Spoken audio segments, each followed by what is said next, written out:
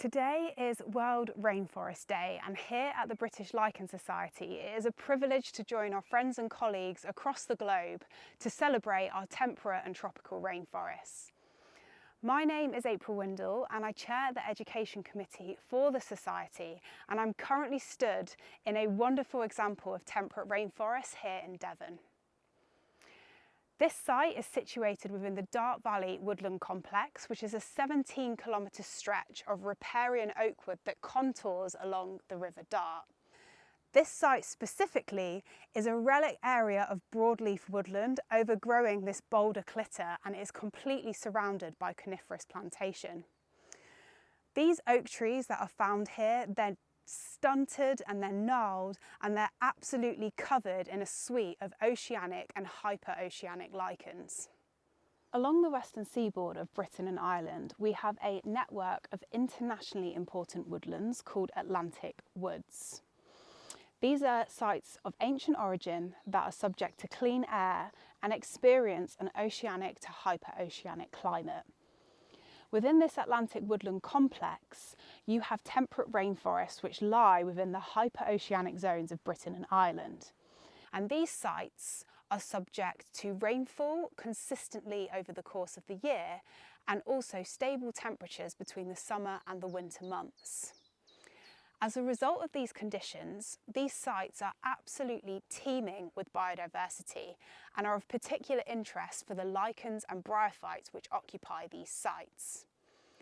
Lichens are one of the defining features of these temperate rainforests, and the reason for this is they have a distinct distributional shift that goes from east to west as a result of the climate. And some of the species that you find in these woods, you simply do not find anywhere else. Back in 2020, I was lucky enough to survey the entirety of the Dart Valley with a colleague, and at this site we made a really exciting discovery of the nationally scarce loop lichen called Hypertrichina endochlora.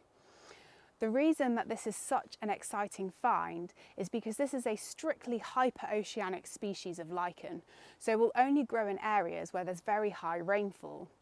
But in addition to this, it's also incredibly sensitive to its surrounding environment, and the presence at this site is absolutely reflective of what a high quality woodland this is. Hypertrichina endochlora can be seen growing with other representatives of the Parmelian community, which is a collective of species that occupies the leached acid bark in high rainfall situations. Other species that can be seen growing on the trunks and on the boughs of these oak trees include Hypertrichina taylorensis, which is also known as tumbling kittens, Hypertrichina levigata, which is another species of loop lichen, and Spherophorus globosus, which is the coral lichen. And collectively, this community is highly indicative of our temperate rainforest habitats. This oak is easily one of the most impressive trees that is found on this site. It is very stunted and gnarled in character, and that's because it's hanging off the side of this large rock outcrop here. But the reason I love this tree is because this long bough, which is extending down to the south, supports an extensive population of a species called Liberia scribiculata. This is a large and leafy lichen where the fungus partners up with cyanobacteria, which not only has the ability to photosynthesize, but can also fix nitrogen as well. And it is this cyanobacteria that gives this lichen a bright purple colour when it is wet.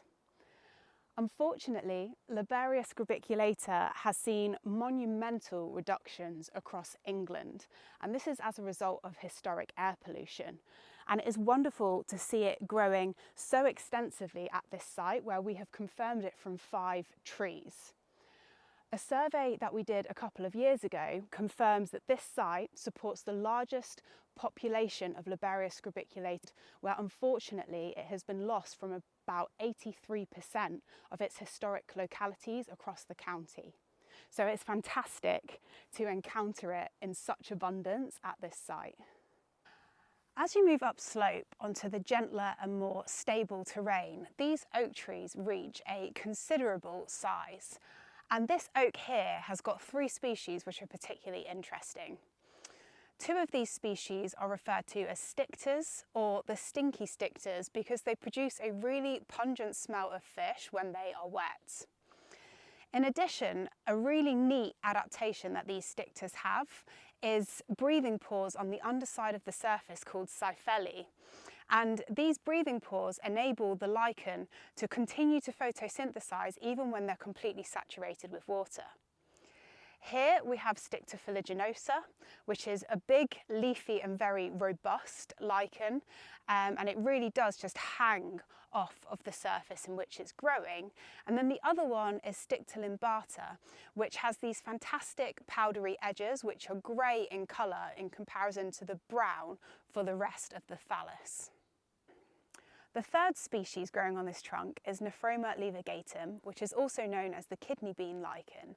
And this is a really tidy folio species that when you peel back the margins of the lobes, you can see these fantastic kidney bean shaped fruiting bodies on the underside, which is where the spores are kept, and these are the reproductive units of the lichen. These Stictas and the Nephroma belong to the Liberian community, which is an assemblage of species that occupy base-rich bark in oceanic settings, and they are incredibly sensitive to air pollution, where they only really grow in clean air situations, and it's lovely to see them in such abundance on this tree trunk. Today is a celebration of these truly remarkable habitats, and at the British Lichen Society we are proud supporters of the South West Rainforest Alliance. As a society, we aim to promote the enjoyment and conservation of lichens and their associated habitats across Britain and Ireland, where our members work tirelessly to survey and record these habitats so we can truly understand them. For more information, please go to the British Lichen Society's website, and for now, all I can do is encourage you to go and experience these woodlands for yourself.